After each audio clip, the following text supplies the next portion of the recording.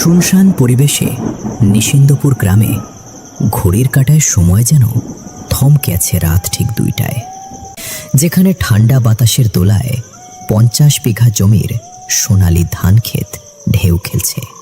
জমির চারপাশে মিটিমিটি আলোয় দূরে দেখা যাচ্ছে সাধারণ মানুষের নিত্য প্রয়োজনীয় ঘরবাড়ি এবং সারি সারি তাল গাছ। এ বিপুল জায়গার একমাত্র মালিক গ্রামের মোড়ল অবিনাশবাবু। কিন্তু হঠাৎ গত 3 বছর ধরে জঙ্গল উজাড় হওয়ার ফলে বুনো শুয়োরের উপদ্রব এতই বেড়েছে যে ফসলের অনেক ক্ষয়ক্ষতি হচ্ছে। তাই লোকসান ঠেকাতে মোড়ল একটি উঁচু মাচা তৈরি করেন, যেখানে তার আদেশে রাত জেগে পাহারা দেওয়ার দায়িত্ব পড়ে বলরাম নামের এক দক্ষ পাহারাদারের উপর। তিনি চোখ কান সজাগ রেখে ধান ক্ষেত পাহারা দিচ্ছেন। তার সঙ্গে থাকা হারিকেনের টিমটিমে আলোয় সে চারদিক যত দূর দেখা যায় নজরদারি করছে। কিছু একটা আওয়াজ হলো মনে হয়, আশেপাশে তো কাউকেই দেখছি না, কোত্থেকে আসছে আওয়াজটা? তার সঙ্গে আত্মরক্ষার উপায় বলতে আছে কেবল একটি মজবুত লাঠি আর একটি দা। কিন্তু হঠাৎ কিছু নড়াচড়া শব্দে পাহারাদারের মনে সন্দেহ দানা বাঁধে, কারণ আমন ধানের গন্ধে চারপাশ মো মো করছে। এমন সময় বুনো শুয়োরের আসার সম্ভাবনা খুবই বেশি। আরে ধানগুলো এইভাবে নড়ছে কেন? বৃষ্টির জন্য তো এমনটা হওয়ার কথা ছিল না, নিশ্চয়ই শুয়োরের কাজ। আচমকা আকাশে মেঘের গুড়গুড় শব্দ আর বজ্রপাতের ঘনঘটা ভেঙে চৈত্র মাসের তালুফাটা গরমের শেষে শুরু হয় ঝমঝমিয়ে বৃষ্টি। বৃষ্টির ঝাপটার মাঝেই পাহারাদার লক্ষ্য করেন ধান ক্ষেতের ভেতর কিছু একটা অস্বাভাবিকভাবে নড়ছে। আজ হাতে নাতে ধরবো। কিন্তু সামনে গিয়ে হারিকেনের আলোয় সে যা দেখে তা ছিল তার কল্পনারও অতীত।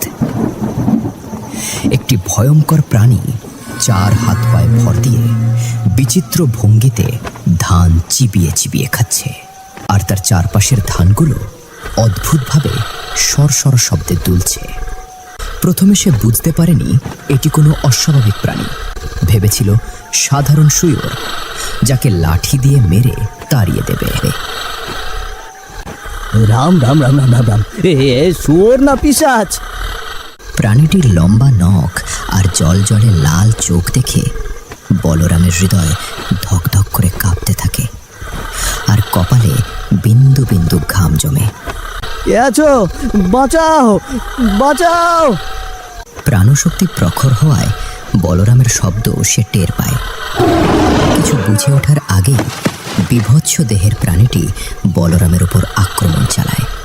সেই সাথে ভয়ে কাবু হওয়া বলরামের আত্মরক্ষার সরঞ্জাম মাটিতে পড়ে যায়।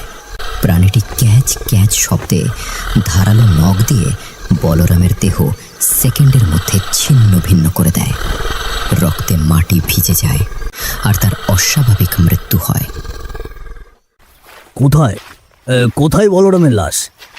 তোমরা কোথায় দেখেছো? নিয়ে চলো আমাকে সেই দিকে। এই তো সাহেব, আর একটু সামনে আসুন আমার সঙ্গে। গ্রামের চাষি বিমল ভোরে ধান ক্ষেতের তদারকি করতে এসে তার চোখ যায় বলরামের লাশের দিকে। তখনই চট জলদি ছুটে গিয়ে গ্রামবাসীদের খবর দিলে সবাই এসে দেখতে পায় বলরামের লাশ। হায় হায় হায় হায়, এ কি হয়ে গেল গো তোমার? এ কি হয়ে গেল? কাল এত করে বারণ করার পরেও তুমি কেন এলে এখানে? কেন এলে? আহা, আপনি দয়া করে শান্ত হন। তারা সবাই দেখে ছিন্ন ভিন্ন হয়ে পড়ে আছে বলরামের দেহের এক একটি অংশ। সাধারণত ধান খেতে মাচা অনেক উঁচুতে তৈরি করা হয় যাতে বুনো জীবজন্তু আক্রমণ করতে না পারে, কিন্তু সেই উচ্চতাও রক্ষা কবচ হতে পারেনি। নিজের স্বামীর এমন মৃত্যু দেখে গীতা অসহায় কান্নায় ভেঙে পড়েন। কিন্তু এমন কিভাবে হলো? এত সতর্ক থাকার পরেও শুয়োরগুলোর শক্তি দিন দিন বেড়েই চলেছে। এর একটা ব্যবস্থা নিতেই হবে। কিন্তু কি ব্যবস্থা? আরো দ্বিগুণ সাহসী আর অভিজ্ঞ পাহারাদার খুঁজতে হবে, তাহলেই এই বিপদ কাটবে। না, এত সহজে বিপদ কাটবে না। এর পেছনে অন্য কারণ রয়েছে। মোড়ল পঞ্চায়েত কথাকে খানিকটা এড়িয়ে চলেন, যা থেকে বোঝা যায় রহস্যের কোনো গোপন সূত্রে তিনি জড়িয়ে আছেন। কারণ মোড়ল অবিনাশবাবুর পূর্বপুরুষরা এ জমি দখল করেছিলেন গ্রামের অসহায় লোকদের জীবন্ত বলি দিয়ে। তাদের মৃত্যুর পর সেই পুরনো অতৃপ্ত আত্মা প্রতি বছর ফসলের মৌসুমে কাউকে না কাউকে শিকার করে। এমন কিছুই নয়, আমি কিছুদিন পর নতুন পাহারাদারের ব্যবস্থা করব, না হলে জমির অনেক ক্ষতি হয়ে যেতে পারে। মোড়ল তার ক্ষমতাকে ফুলিয়ে ফাঁপিয়ে সবার সামনে নিজের সিদ্ধান্তকেই প্রাধান্য দিয়ে প্রভাব খাটান। কারণ তার মন ভর্তি অহংকার ও লোভের কারণে সাধারণ মানুষের মৃত্যুর পরোয়া তিনি করেন না। তবে তাই হোক। মোড়লের কথা মতো 3 দিন পর নতুন পাহারাদার নিয়োগ করা হলেও তারাও ঠিক একইভাবে হারিয়ে যায়। এমনকি আজবভাবে তাদের লাশ পর্যন্ত নিখোঁজ হয়ে যায়। পুরো গ্রাম জুড়ে কোথাও আর তাদের খোঁজ পাওয়া যায় না। কিছুই তো দেখছি না বাবু, সেই তখন থেকে বসে আছি। এই গ্রামের লোকগুলো না বেশি বাড়িয়ে বাড়িয়ে বলে। তারপর মোড়ল আবার নিজের গ্রাম সহ অন্যান্য গ্রাম থেকে আরও 3 জন পাহারাদার নিয়োগ করেন। তারা দিনক্ষণ ঠিক করে কোমর বেঁধে রাত ঠিক 12টায় পাহারা দিতে যোগ দেয়। কিন্তু তাদের মধ্যে ভৈরব ঝিম মেরে বসে আছেন কয়েক ঘন্টা ধরে। তার হাতের বিড়ি থেকে উড়ছে কুণ্ডলি কুণ্ডলি ধোঁয়া। তার পাশে 2 পাহারাদার খুব মনোযোগ সহকারে আশপাশে নজরদারি করতে ব্যস্ত থাকলেও ভৈরবের কোনো ভাবান্তর নেই। আরও কিছুক্ষণ অপেক্ষা করেই দেখুন না মশাই, এত অধৈর্য হলে চলে? আমি শুনেছি সবগুলো লাশ উধাও হয়েছে রাত 2টোর দিকে। এখন তো সবে 1টা বাজে, তাই আরো কিছুক্ষণ অপেক্ষা করলে মন্দ হবে না। কিন্তু হঠাৎ তাদের চোখে ধরা দেয় ধান ক্ষেতের ওপর একটি প্রাণী, যা লাফিয়ে দ্রুত মাটিতে লুকিয়ে পড়ে। তাদের মনের খচখচে ভাব দূর করতে ভৈরব 2 পাহারাদারকে ধান খেতে যেতে বলেন। ওইদিকে কিছু একটা নড়ে উঠল না? হ্যাঁ, আমিও দেখলাম। নিশ্চয়ই শুয়োরগুলো চলে এসেছে। এখনই সুযোগ, আর সময় নষ্ট করলে চলবে না। ওদের ধরে এখান থেকে তাড়িয়ে দিতে হবে। আমি এদিকটা পাহারা দিচ্ছি, আপনারা গিয়ে ধান ক্ষেতটা একটু দেখে আসুন। কোথায় গেল? এখানেই তো ছিল একটু আগে। একটু পর সেখানে আবারও দেখা যায় সেই কুৎসিত প্রাণীটিকে, যা ধীরে ধীরে এগিয়ে আসছে 2 পাহারাদারের দিকে। তা দেখে তাদের দুজনের শ্বাস প্রশ্বাস হাপড়ের মতো ওঠানামা করতে থাকে, যেন মৃত্যু দাঁড়িয়ে আছে তাদের সামনে। সাধারণত বুনো শুয়োর দল বেঁধে শিকার করে, কিন্তু এ প্রাণীটি একা থাকায় স্পষ্ট বোঝা যায় এ কোনো স্বাভাবিক শুয়োর নয়। ওই দেখুন, আসছে, এদিকে আসছে প্রাণীটি, কিন্তু এ তো শুয়োর না। মুহূর্তেই ঘটে যায় প্রাণীর আক্রমণ। লাঠি দিয়ে আঘাত করার আগেই বিবৎস বিকটদেহী প্রাণীটি ধপ করে ভয়ঙ্কর গর্জন ছেড়ে ঝাঁপিয়ে পড়ে 2 পাহারাদারের ওপর। বাঁচাও, বাঁচাও, কেউ আমাদের বাঁচাও। চিৎকারের শব্দে পাহারাদার ভৈরবের মন অস্থির হয়ে ওঠে। এটা বিজয়দার গলা না? তাদের কোনো বিপদ আপদ হয়নি তো? ভৈরব যত দ্রুত সম্ভব এগিয়ে যায় সেই ধান ক্ষেতের মাঝে, যেখান থেকে চিৎকার এসেছিল। কিন্তু সেখানে কাউকে দেখতে না পেয়ে ভৈরব জোরে চিৎকার করে তাদের ডাকতে থাকে। বিজয়দা, বাদলদা, আপনারা কোথায়? যেখানেই থাকুন সারাদিন। কিন্তু চারপাশ একেবারে নিশ্চুপ, কারো সারা শব্দ নেই। ঠান্ডা বাতাস আর ধান ক্ষেতের দোলায় যত দূর চোখ যায়, মাঠ ঘাট, গ্রামের ঘরবাড়ি সবকিছুই শূন্যতায় খাঁ খাঁ করছে। Sir, sir!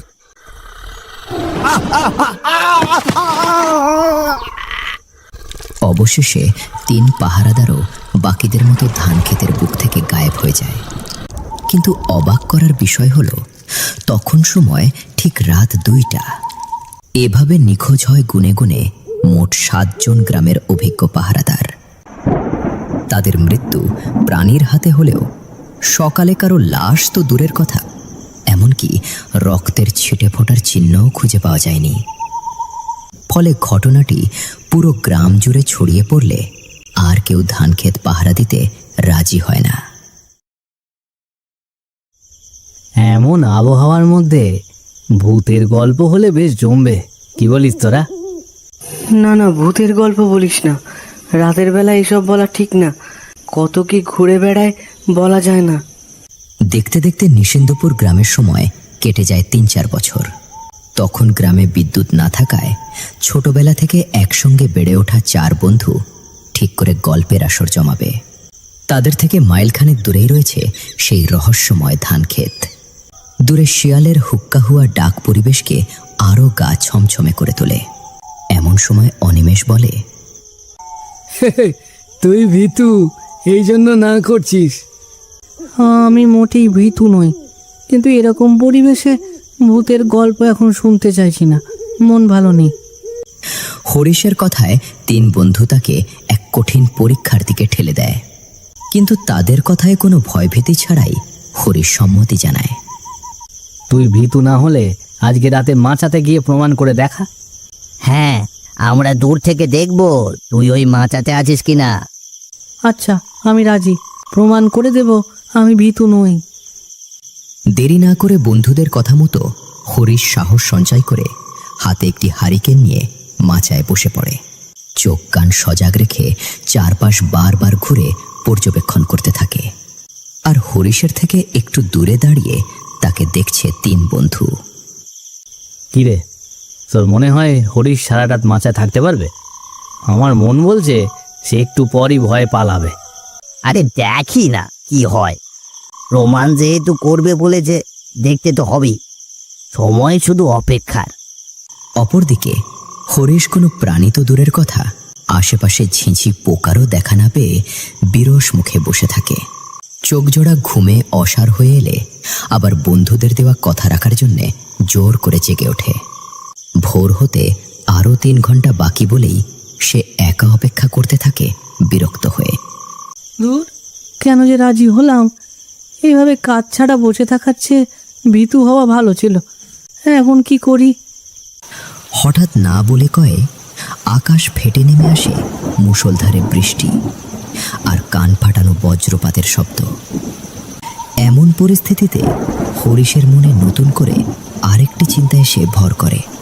এই যা, এমন অসময়ে বৃষ্টি নামতে হলো, এখন আমি বাড়ি ফিরবো কিভাবে? তখন পরিস্থিতি সামাল দিতে না পেরে 3 বন্ধু ভোগান্তিতে পড়ে চেঁচিয়ে হরিশকে ডাকতে থাকে। হরিশ, তুই বাড়ি ফিরবি কিভাবে? না থাকতে পারলে চলে আয়। বৃষ্টি আরো বাড়তে পারে, তুই চলে আয়, জেদ করিস না। 3 বন্ধুর ডাক শুনে হরিশের ঘোর নিমিষেই কেটে যায়। সে কথা রাখার জন্য বন্ধুদের নিষেধ করে দেয়। আর সে চাইলেও মাচা থেকে নামতে পারবে না, কারণ একটু পরপরই বিকট বজ্রপাত হচ্ছে। না, আমি এখন যেতে পারবো না, বৃষ্টি থেমে গেলে চলে যাব। তোরা চিন্তা করিস না, বাড়ি ফিরে যা। আর অপেক্ষা না করে 3 বন্ধু হরিশকে একলা রেখে দৌড়ে বাড়ি ফিরে যায়। তারা চলে যাওয়ার ঠিক মিনিট কয়েক পর হরিশ ধান খেতে অস্বাভাবিক কিছু একটা লক্ষ্য করে। ওই দিকে কিছু তো একটা আছে, একবার গিয়ে দেখলে কেমন হয়? ফিরে যা, নইলে তুইও মরবি।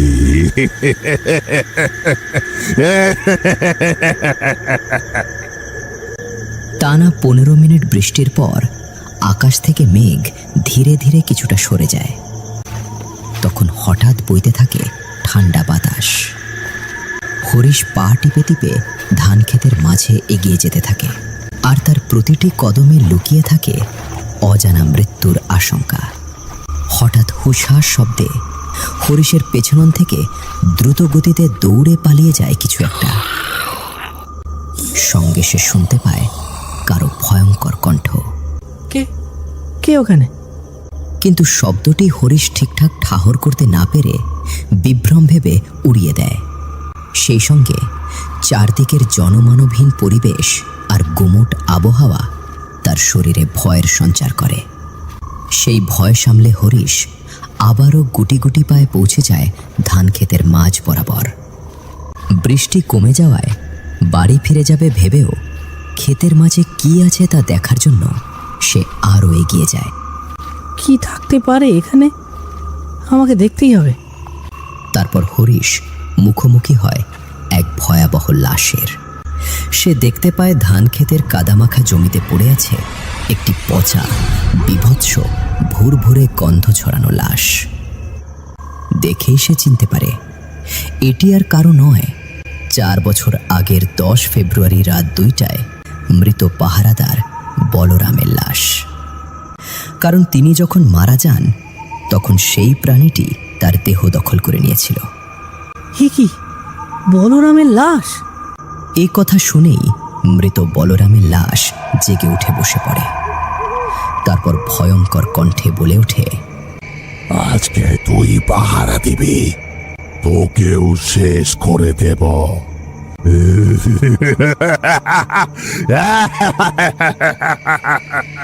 বলরামের লাশ অশরীরী শক্তির মাধ্যমে হরিশের দেহ অদৃশ্য করে দেয়। কিন্তু প্রাণীটির কোনো ক্ষতি কেউ করতে পারেনি।